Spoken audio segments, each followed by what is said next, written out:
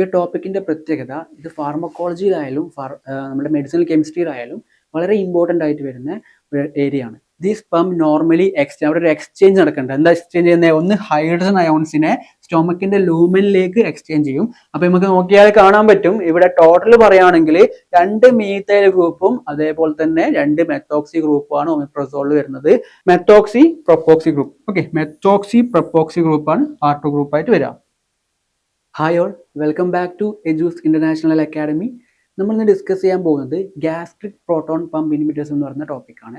ഈ ടോപ്പിക്കിന്റെ പ്രത്യേകത ഇത് ഫാർമക്കോളജിയിലായാലും നമ്മുടെ മെഡിസിനൽ കെമിസ്ട്രിയിലായാലും വളരെ ഇമ്പോർട്ടൻ്റ് ആയിട്ട് വരുന്ന ഒരു ഏരിയ ആണ്. ഓക്കെ, കോമ്പറ്റേറ്റീവ് എക്സാംസിന് ഈ ഒരു പാർട്ടിൽ ക്വസ്റ്റ്യൻസ് ചോദിക്കാറുണ്ട്. പ്രത്യേകിച്ച് RRB, UPSC, അതേപോലെ തന്നെ നമ്മുടെ കേരള PSC ആണെങ്കിലും ചോദിക്കാറുണ്ട്. ഓക്കെ, അപ്പോൾ നമ്മൾ ഇന്നത്തെ സെഷനിൽ എന്താണ് ഈ ഗ്യാസ്ട്രിക് പ്രോട്ടോൺ പമ്പ് ഇൻഹിബിറ്റേഴ്സ് എന്നും അതിൽ വരുന്ന ഡ്രഗ്സ് എന്തൊക്കെയാണെന്നും ജനറൽ മെക്കാനിസം ഓഫ് ആക്ഷനും യൂസസും പിന്നെ മെയിൻലി നമ്മൾ ഫോക്കസ് ചെയ്യുന്നത് സ്ട്രക്ചറിലാണ്. സ്ട്രക്ചറിൽ എന്തൊക്കെയാണ് മാറ്റങ്ങൾ അല്ലെങ്കിൽ എന്തൊക്കെയാണ് ചേഞ്ചസ് നമുക്ക് നോക്കാം. പ്രത്യേകിച്ച് ഫസ്റ്റ് നോക്കാൻ പോകുന്നത് എന്താണ് ഗ്യാസ്ട്രിക് പ്രോട്ടോൺ പമ്പ് ഇൻഹിബിറ്റേഴ്സ് അല്ലെങ്കിൽ പ്രോട്ടോൺ പമ്പ് ഇൻഹിബിറ്റേഴ്സ് എന്ന് പറയുന്നത്. അതിന് ഷോർട്ടായിട്ട് നമ്മൾ PPIs എന്ന് വിളിക്കും. These are group of medicines that reduce the production of stomach acid. നമ്മുടെ സ്റ്റൊമക്കിലെ ആസിഡ് പ്രൊഡക്ഷൻസ് റെഡ്യൂസ് ചെയ്യാൻ വേണ്ടിയിട്ട് സഹായിക്കുന്ന ഒരു ഗ്രൂപ്പ് ഓഫ് ഡ്രഗ്സിനാണ് നമ്മൾ പ്രോട്ടോൺ പമ്പ് ഇൻഹിബിറ്റേഴ്സ് എന്ന് വിളിക്കുന്നത്. ഓക്കെ, എങ്ങനെയാണ് ഇത് വർക്ക് ചെയ്യുന്നത്? They work by blocking an enzyme called H+K+ATPase. ഇതിനാണ് നമ്മൾ എന്ത് വിളിക്കുന്നത്? പ്രോട്ടോൺ പമ്പ് എന്ന് വിളിക്കുന്നത്. ഓക്കെ, അപ്പോൾ ഇത് മെയിൻലി സ്റ്റൊമക് ലൈനിങ്ങിലാണ് ഉണ്ടാവുക. അതാണ് നമ്മുടെ സ്റ്റൊമക്കിൽ എന്താണ് ആസിഡ്സിനെ സെക്രീറ്റ് ചെയ്യാൻ കാരണമാവുന്ന ഒരു പമ്പ്. ഓക്കെ, അപ്പോൾ അതിനാണ് നമ്മൾ ഇൻഹിബിറ്റ് ചെയ്യുന്നത്. അപ്പോൾ എന്താണ് എക്സാമ്പിൾസ് വരുന്നത്? മെയിൻലി ഒമിപ്രസോൾ, എസോമിപ്രസോൾ, ലാൻസോപ്രസോൾ, പാൻഡോപ്രസോൾ, റാബിപ്രസോൾ പോലെയാണ് ഇമ്പോർട്ടൻ്റ് ആയിട്ട് വരുന്ന പ്രോട്ടോൺ പമ്പ് ഇൻഹിബിറ്റേഴ്സ് എന്ന് പറയുന്നത്. ഓക്കെ, അപ്പോൾ mainly omeprazole, omeprazole, lansoprazole, pantoprazole and rabeprazole. Okay, അപ്പോൾ നമുക്ക് നോക്കാം. നെക്സ്റ്റ് എന്താണ് H+K+ATPase പ്രോട്ടോൺ പമ്പ് എന്താണ് ആക്ച്വലി ചെയ്യുന്നത്? അത് ഗ്യാസ്ട്രിക് പാരറ്റൽ സെൽസിലാണ് ഉണ്ടാവുന്നത്. അപ്പോൾ എന്താ ചെയ്യുന്നത്?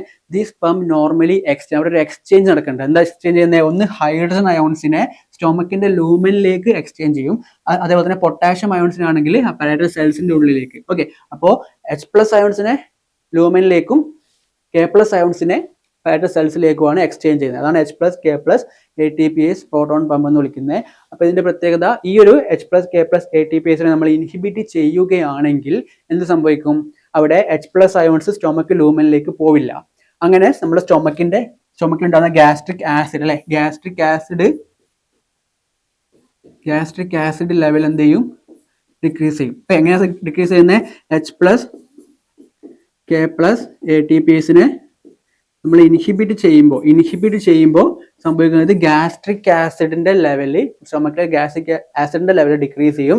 ആസിഡിന്റെ ലെവൽ ഡിക്രീസ് ചെയ്യുമ്പോൾ സ്വാഭാവികമായിട്ടും ആ ഗ്യാസ്ട്രിക് pHന്റെ ലെവൽ ഇൻക്രീസ് ചെയ്യും. അപ്പോൾ അത് ഓർക്കുക. അപ്പോൾ ഇവിടെ H+ അയോൺസിന് സ്റ്റൊമക്കിലെ ലൂമനിലേക്ക് എക്സ്ചേഞ്ച് ചെയ്യുമ്പോൾ പൊട്ടാഷ്യം അയോൺസ് പാരറ്റൽ സെൽസിലേക്കാണ് വരുന്നത്. ഓക്കെ, അതാണ് ഇവിടുത്തെ ഒരു എക്സ്ചേഞ്ച് എന്ന് പറഞ്ഞാൽ H+K+ATPase. അപ്പോൾ ഇതിന്റെ പ്രത്യേകത മറ്റൊരു കാര്യം കൂടെ പറയുകയാണെങ്കിൽ നമുക്ക് നോക്കാം. മെക്കാനിസം സെഷനിലേക്ക് നോക്കാം. ഇവിടെ പ്രോട്ടോൺ പമ്പ് ഇൻഹിബിറ്റേഴ്സ് എന്ന് പറഞ്ഞ ഡ്രഗ്സ്, നമ്മളിപ്പോൾ പഠിക്കുന്ന ഡ്രഗ്സ് എന്ത് ചെയ്യുന്നുണ്ട്? അത് റിവേഴ്സിബിളി ഇൻഹിബിറ്റ് H+K+ATPase പ്രോട്ടോൺ പമ്പ് അല്ലേ. അപ്പൊ അതിനെ റിവേഴ്സിബിൾ ആയിട്ട് ഇൻഹിബിറ്റ് ചെയ്യാണ്. അങ്ങനെ ഇൻഹിബിറ്റ് ചെയ്യുമ്പോൾ അവിടെ നിന്ന് സംഭവിക്കുന്നത്, അവിടെ it will block the final step of gastric acid secretion. അങ്ങനെ അവിടെ ഡിക്രീസ് സ്റ്റൊമക് ആസിഡ് പ്രൊഡക്ഷൻ, അവിടെ സ്റ്റൊമക്കിന്റെ ആസിഡ് പ്രൊഡക്ഷൻസ് എന്ത് ചെയ്യുന്നുണ്ട്? ഡിക്രീസ് ആവുന്നുണ്ട്. അങ്ങനെ ദർബൈ ഗ്യാസ്ട്രിക് pH എന്ത് ചെയ്യുന്നുണ്ട്? ഇൻക്രീസ് ചെയ്യുന്നുണ്ട്. ഓക്കെ, അപ്പൊ HCl സെക്രീഷൻ ഡിക്രീസ് ചെയ്യുമ്പോൾ സംഭവിക്കുന്നത് ഗ്യാസ്ട്രിക് pH അവിടെ ഇൻക്രീസ് ആവും. ഓക്കെ, അപ്പൊ അതാണ് അവിടുത്തെ ഒരു പ്രത്യേകത എന്ന് പറയുന്നത്. അപ്പൊ H+K+ATPase പമ്പാണ്. ഇത് H+ അയോൺസിനെ ലൂമനിലേക്കും K+ അയോൺസിനെ പാരറ്റൽ സെൽസിലേക്കാണ് എക്സ്ചേഞ്ച് ചെയ്യുന്നത്. അപ്പൊ അങ്ങനെ ആകുമ്പോൾ ഇവിടെ ഇൻഹിബിറ്റർ വരുന്ന സമയത്ത് ഈ H+ അയോൺസ് ലൂമനിലേക്ക് പോകുന്നില്ല. ഓക്കെ, അങ്ങനെ H+ അയോൺസ് പോകാത്തതുകൊണ്ട് അവിടെ ഗ്യാസ്ട്രിക് ആസിഡിന്റെ സെക്രീഷൻസ് കുറഞ്ഞു വരുന്നു. അങ്ങനെ ഗ്യാസ്ട്രിക് ആസിഡ് ലെവൽ കുറയുമ്പോൾ ഗ്യാസ്ട്രിക് pH ലെവൽ ഇൻക്രീസ് ആവും. ഇതാണ് ഇവിടുത്തെ മെക്കാനിസം എന്ന് പറയുന്നത്. ഓക്കെ, അപ്പോൾ ഇവിടെ ആക്ച്വലി ഇവിടെ നമ്മളുടെ inhibitors, proton pump inhibitors parietal സെൽസിൽ അല്ലെങ്കിൽ H+K+ATPase അല്ലെ, H+K+ATPaseലെ ഒരു സിസ്റ്റീൻ റെസിഡ്യൂ ആണ്, സൾഫർ SH ഗ്രൂപ്പ് ഉണ്ട്. അവിടെ ഒരു അമിനോ ആസിഡ് ഉണ്ട്. ആ അമിനോ ആസിഡിൽ SH group, cysteine residue amino ആസിഡിൽ SH ഗ്രൂപ്പുമായിട്ട് ഒരു ബോണ്ട് ഫോം ചെയ്യുന്നുണ്ട്. അങ്ങനെയാണ് ഇൻഹിബിറ്റ് ചെയ്യുന്നത്. ഓക്കെ, ജസ്റ്റ് അത് പറഞ്ഞതേ ഉള്ളൂ. ഓക്കെ, ജസ്റ്റ് ജനറൽ മെക്കാനിസം നോക്കുക. പിന്നെ നമ്മൾ നോക്കാൻ പോകുന്നത് സ്ട്രക്ചറാണ്. ഓക്കെ, അപ്പോൾ നമ്മൾ സ്ട്രക്ചറിലേക്ക് പോകുമ്പോൾ general structure of proton pump inhibitors പറയുകയാണെങ്കിൽ ഇവിടെ 3 മെയിൻ പാർട്ടായിട്ട് നമുക്ക് തിരിക്കാം. ഫസ്റ്റ് പാർട്ടിൽ ഇതിന്റെ പേരാണ് ബെൻസ് ഇമിഡസോൾ റിംഗ്. ഓക്കെ, എന്താണ് benzimidazole?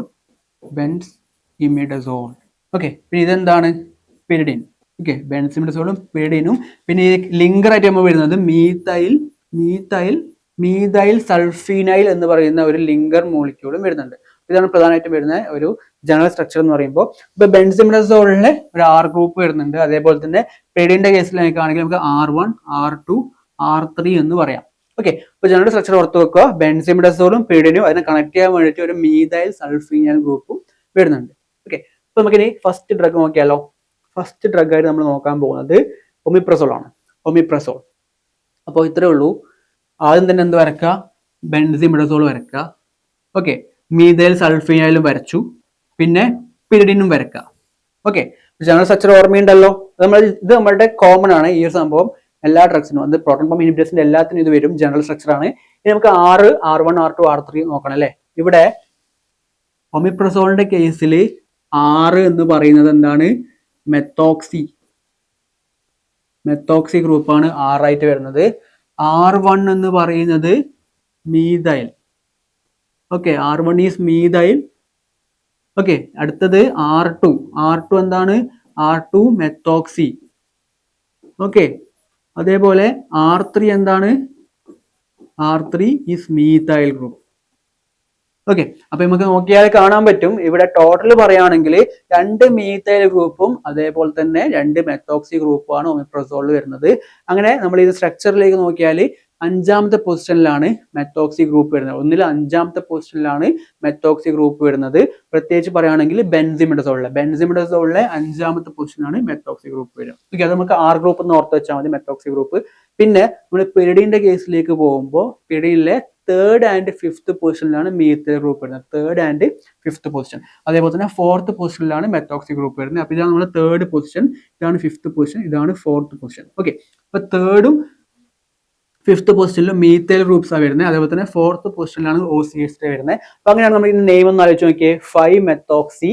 Okay, 2 4 methoxy 3 5 dimethyl pyridine 2-ൽ മീതൈൽ സൾഫീനൈൽ ബെൻസിമിഡസോൾ. ഇതാണ് സ്ട്രക്ചർ വരിക, അതുപോലെ നെയിമും വരിക. ഓക്കെ, അപ്പൊ എന്താണ് സംഭവം? എന്താണ്? ക്ലിയർ ആണല്ലോ. അപ്പൊ R ഗ്രൂപ്പ് പറയുന്നത് മെത്തോക്സി ആണ് ഒമിപ്രസോളില്.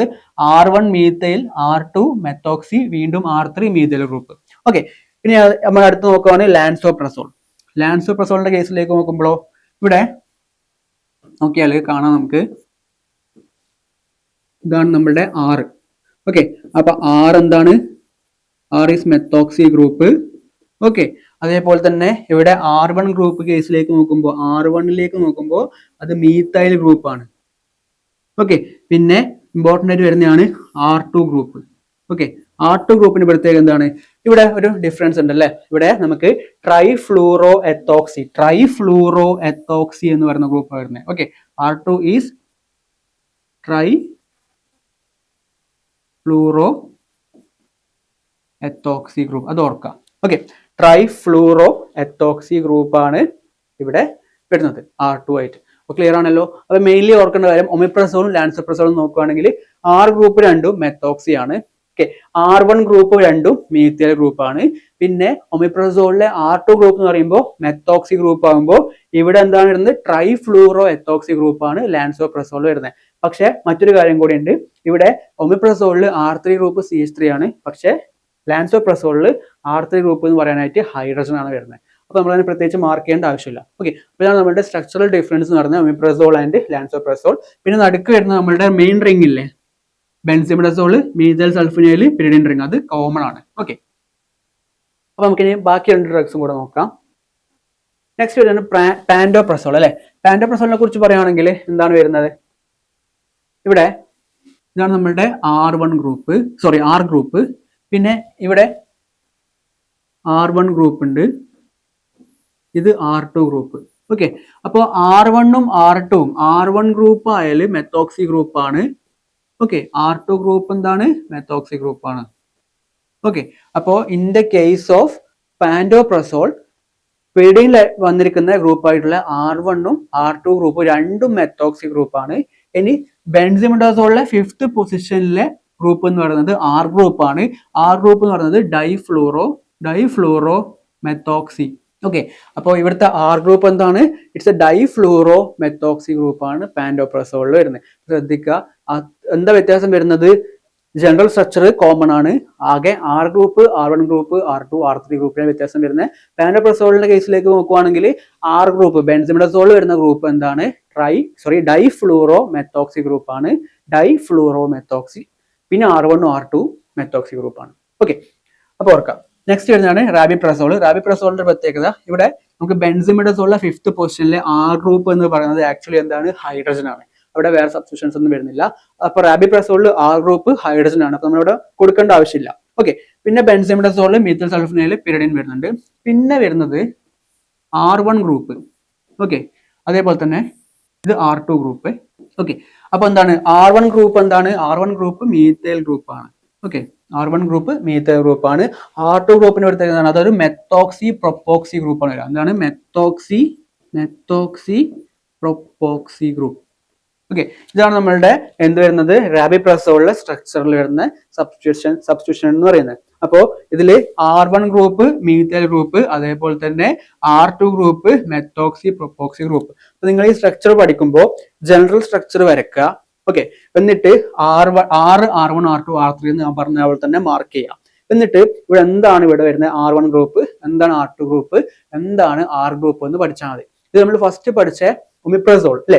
ഒമിപ്രസോളിലാണ് പ്രധാനമായിട്ടും ഇവിടെ എന്താ വരുന്നത്? 4 അല്ലെങ്കിൽ ഇവിടെ 3 R1, R2, R3 വരുന്നത് ഒമിപ്രസോളിലാണ്. ഓക്കെ, അത് ഓർത്ത് വെച്ചാൽ മതി. ഓക്കെ, അപ്പോൾ റാബിപ്രസോളിന്റെ പ്രത്യേകത എന്താണ്? ഇവിടെ ആർ ഗ്രൂപ്പ് ബെൻസിമിഡസോളിൽ പ്രത്യേകിച്ച് സബ്സ്റ്റിറ്റ്യൂഷൻ വരുന്നില്ല. 5th പൊസിഷനിൽ സബ്സ്റ്റിറ്റ്യൂഷൻ ഇല്ല. ആർ ഗ്രൂപ്പ് ഹൈഡ്രജൻ ആണ് വരുന്നത്. പിന്നെ ഇവിടെ R1 ഗ്രൂപ്പ് മീഥൈൽ ഗ്രൂപ്പും, അതേപോലെ തന്നെ R2 ഗ്രൂപ്പ് എന്ന് പറയുമ്പോൾ മെത്തോക്സി പ്രൊപ്പോക്സി ഗ്രൂപ്പാണ് വരുന്നത്. ഓക്കെ, അപ്പോൾ ഒന്നുകൂടെ ഞാൻ ജസ്റ്റ് റിവൈൻഡ് ചെയ്ത് കാണിക്കാം. ഇവിടെ ഒമിപ്രസോളിന്റെ കേസിലാണെങ്കിൽ R group methoxy group, R1 group methyl group, R2 methoxy group, R3 methyl group. Okay, ഇനി ലാൻസോപ്രസോളിന്റെ കേസിലാണെങ്കിൽ ആർ ഗ്രൂപ്പ് മെത്തോക്സി ഗ്രൂപ്പാണ്, R1 ഗ്രൂപ്പ് മീഥൈൽ ഗ്രൂപ്പാണ്, ആൻഡ് R2 ഗ്രൂപ്പ് എന്ന് പറയുമ്പോൾ ട്രൈഫ്ലൂറോ എത്തോക്സി ഗ്രൂപ്പാണ് വരിക. ഓക്കെ, നെക്സ്റ്റ് നമ്മൾ നോക്കിയതായിരുന്നു പാൻറ്റോപ്രസോള്. പാൻറ്റോപ്രസോളിന്റെ കേസിലാണെങ്കിൽ ആർ ഗ്രൂപ്പ് എന്ന് പറയുന്നത് ബെൻസിമിഡസോളിലെ 5th പൊസിഷനിലെ ഗ്രൂപ്പാണ്. അതെന്ത് ഗ്രൂപ്പാണ്? അത് ഡൈഫ്ലൂറോ മെത്തോക്സി ഗ്രൂപ്പാണ് വരുന്നത്. പിന്നെ R1 ഗ്രൂപ്പ് എന്ന് പറയുമ്പോൾ പെരിനിൽ വരുന്നതാണ്, അത് മെത്തോക്സി ഗ്രൂപ്പ്. അതേപോലെ തന്നെ R2 ഗ്രൂപ്പും മെത്തോക്സി ഗ്രൂപ്പാണ് വരുന്നത്. ഓക്കെ, ഈ റാബിപ്രസോളിലേക്ക് വരുമ്പോൾ ബെൻസിമിഡസോളിന്റെ 5th പൊസിഷനിൽ ഹൈഡ്രജൻ ആണ് സബ്സ്റ്റിറ്റ്യൂഷൻ ആയിട്ട് വരുന്നത്. അപ്പൊ നമ്മൾ പ്രത്യേകിച്ച് പറയേണ്ട ആവശ്യമില്ല, അവിടെ സബ്സ്റ്റിറ്റ്യൂഷൻ ഇല്ല എന്ന് പറയാം നമുക്ക്. പിന്നെ ഇവിടെ R1 ഗ്രൂപ്പ്, പെരിഡിന്റെ കേസിൽ R1 ഗ്രൂപ്പ് എന്ന് പറയുമ്പോൾ മീഥൈൽ ഗ്രൂപ്പും, R2 ഗ്രൂപ്പ് എന്ന് പറയുമ്പോൾ എന്താണ്? R2 group is methoxy propoxy group. Okay, methoxy propoxy ഗ്രൂപ്പാണ് R2 ഗ്രൂപ്പായിട്ട് വരിക. അപ്പോൾ ഇതാണ് നമ്മുടെ റാബിപ്രസോളിന്റെ സ്ട്രക്ചർ. ഓക്കെ, അപ്പോൾ 4 ഡ്രഗ് നമ്മൾ നോക്കിയിട്ടുണ്ട്. വളരെ ഇമ്പോർട്ടന്റ് ആയിട്ടുള്ള 4 ഡ്രഗാണ്. മെഡിസിൻ ആൻഡ് കെമിസ്ട്രിയിൽ ഇമ്പോർട്ടന്റ് ആയിട്ട് വരുന്നതാണ്. അപ്പോൾ നിങ്ങൾക്ക് ഈസി ആയിട്ട് പഠിക്കാൻ പറ്റുമെന്ന് വിചാരിക്കുന്നു. കാരണം ജനറൽ സ്ട്രക്ചർ എന്താണ്? ജസ്റ്റ് ഞാൻ ജനറൽ സ്ട്രക്ചർ കാണിച്ചു തരാം. എന്താണ്? ബെൻസിമിഡസോള് മീഥൈൽ സൾഫീനൈൽ. ഓക്കെ, മീഥൈൽ സൾഫീനൈൽ ഗ്രൂപ്പ്, പിന്നെ ഒരു പീഡിൻ റിംഗ്. ഓക്കെ, അപ്പോൾ ഓർക്കുക, R ഞാൻ കൊടുത്തത് R1, R2, R3. ഓക്കെ, ഈ ഒരു ഓർഡർ, ഈ ഒരു അറേഞ്ച്മെന്റിൽ തന്നെ സ്ട്രക്ചർ വരക്കാൻ ശ്രമിക്കുക. അപ്പൊ നിങ്ങൾക്ക് ഈസി ആയിട്ട് എന്ത് ചെയ്താൽ മതി? R1 ഏതാണ്, ആർ ഗ്രൂപ്പ് ഏതാണ്, R1 ഏതാണ്, R2 ഏതാണ്, R3 ഏതാണെന്ന് മാത്രം എന്ത് ചെയ്താൽ മതി? നോക്കിയാൽ മതി. ഓക്കെ, അപ്പൊ നമുക്ക് ഇതിന്റെ ജസ്റ്റ് യൂസസും കൂടെ നോക്കാം. യൂസിലേക്ക് മെയിൻലി ജനറൽ ആയിട്ട് പറയുകയാണെങ്കിൽ gastro oesophageal reflux disease condition, heartburn condition, പിന്നെ peptic ulcer disease, mainly gastric and duodenal അൾസേഴ്സിനും കൊടുക്കാം. പിന്നെ H. pylori ഇൻഫെക്ഷൻസിൽ കോമ്പിനേഷൻ വിത്ത് ആന്റിബയോട്ടിക്സിന്റെ കൂടെ കൊടുക്കാം. പിന്നെ prevention and treatment of NSAIDs induced അൾസേഴ്സിന്റെ കണ്ടീഷൻസിൽ കൊടുക്കുന്നുണ്ട്. പിന്നെ Zollinger Ellison syndrome and other conditions with excessive gastric acid secretions. Okay, അപ്പൊ ഇതൊക്കെയാണ് uses of proton pump inhibitors എന്ന് പറഞ്ഞിട്ട് വരുന്നത്. ഓക്കെ, അപ്പൊ ഇത്രയാണ് നമുക്ക് ഇന്ന് സെഷനിൽ നോക്കാനുള്ളത്. പ്രധാനമായിട്ട് നമ്മൾ നോക്കിയത് പ്രോട്ടോൺ പമ്പ് ഇൻഹിബിറ്റേഴ്സ് ആണ്. അപ്പൊ അതിൽ എന്താണ് മെയിൻലി വരുന്നത്? അപ്പൊ അതിന്റെ ജനറൽ ആയിട്ട് എന്താണെന്ന് പഠിച്ചു. അതേപോലെ തന്നെ മെക്കാനിസം ഓഫ് ആക്ഷൻ നോക്കി, പിന്നെ ഡ്രഗ്സ് എന്തൊക്കെയാണ് നോക്കി, പിന്നെ മെയിൻലി സ്ട്രക്ചറാണ് നമ്മൾ ഫോക്കസ് ചെയ്തത്. സ്ട്രക്ചറിൽ എപ്പോഴും ഓർക്കേണ്ട കാര്യം ആ ജനറൽ സ്ട്രക്ചർ അതേപോലെ ഞാൻ പറഞ്ഞ പോലെ നിങ്ങൾ നോക്കുക. ഓക്കെ, അതിൽ ബെൻസിമിഡസോൾ റിംഗ് കണക്ട് ചെയ്യാൻ വേണ്ടിയിട്ട് മീഥൈൽ സൾഫിനൈൽ റിംഗ്, പിന്നെ പീരിഡിൻ റിംഗ് വരുന്നത്. അപ്പൊ 3 പോർഷൻ ആണ് വരുന്നത്. അപ്പൊ അതിൽ ഏതൊക്കെയാണ് സബ്സ്റ്റിറ്റ്യൂഷൻസ് എന്ന് ഓർക്കാം. ഓക്കെ, പ്രധാനമായിട്ടും ബെൻസിമിഡസോളിലെ 5th പൊസിഷനിലാണ് ആർ ഗ്രൂപ്പിനെ മാർക്ക് ചെയ്തത്. പിന്നെ R1, R2, R3 എന്ന് പറഞ്ഞിട്ട് പീരിഡിലും മാർക്ക് ചെയ്തിട്ടുണ്ട്. അപ്പൊ അവിടെയാണ് മാത്രം സബ്സ്റ്റിറ്റ്യൂഷൻസ് മാറി മാറി വരുന്നത്. അപ്പോൾ അതെന്തൊക്കെയാണെന്ന് കൃത്യമായിട്ട് സ്ട്രക്ചറിൽ പറഞ്ഞിട്ടുണ്ടായിരുന്നു. അപ്പോൾ നിങ്ങൾക്ക് മനസ്സിലായെന്ന് വിചാരിക്കുന്നു. അപ്പോൾ നമുക്കിനി അടുത്ത ക്ലാസ്സിൽ മറ്റൊരു ടോപ്പിക്കായിട്ട് കാണാം. താങ്ക്